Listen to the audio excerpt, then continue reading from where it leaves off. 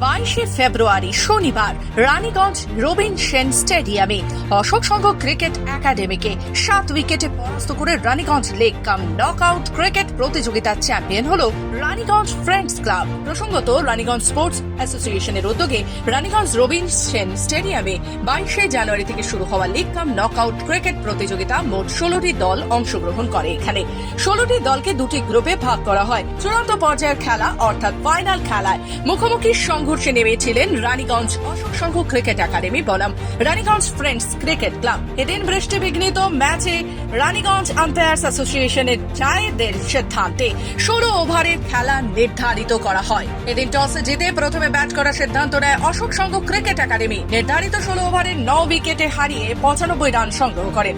তবে friends club Raniganj run তাড়া করতে এলে 11 ওভারেই প্রয়োজনীয় রান তুলে নেয়। ফ্রেন্ডস ক্লাবের নির্ভরযোগ্য বোলার গোলাম মোসাফা 4 ওভার 12 রান দিয়ে 4 উইকেট তুলে নেওয়া ম্যাচে সেরা নির্বাচিত হন।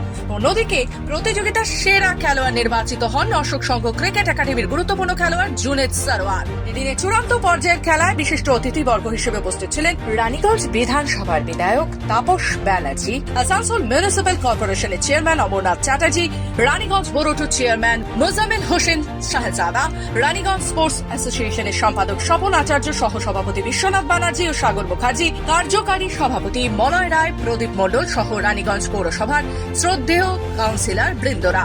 এদিন চূড়ান্ত পর্যায়ের খেলায় রানীগঞ্জ অশোক সংঘ ক্রিকেট একাডেমি ও রানীগঞ্জ ফ্রেন্ডস ক্রিকেট ক্লাবের খেলা দেখে উচ্ছ্বসিত এলাকার ক্রিকেট প্রেমী সমর্থকেরা। রানীগঞ্জ থেকে কৃত্তিবাস রোহিদাসের রিপোর্ট, খবর বাংলা।